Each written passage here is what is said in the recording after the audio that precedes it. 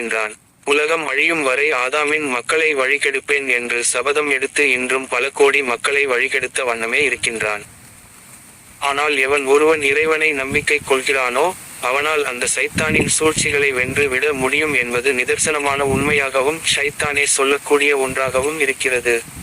படைத்த இறைவனை நம்பக்கூடிய எவரையும் சைத்தான் வழி கெடுப்பதில்லை. சாத்தானின் செயல்பாடு. சாத்தான் மனிதர்களை வழி கெடுக்க தன் பல்வேறு தந்திரங்களையும் சூழ்ச்சிகளையும் பயன்படுத்துகிறான்.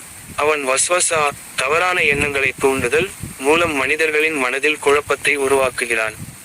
இதன் மூலம் மனிதர்களை பாவங்களில் மற்றும் தவறான செயல்களில் ஈடுபட வைக்கும் முயற்சியில் செயல்பட்டு கொண்டிருக்கிறான்.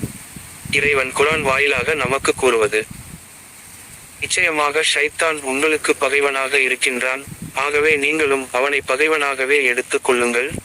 அவன் தன்னை பின்பற்றும் தன் கூட்டத்தாரை அழைப்பதெல்லாம் அவர்கள் கொழுந்து விட்டெறியும் நரக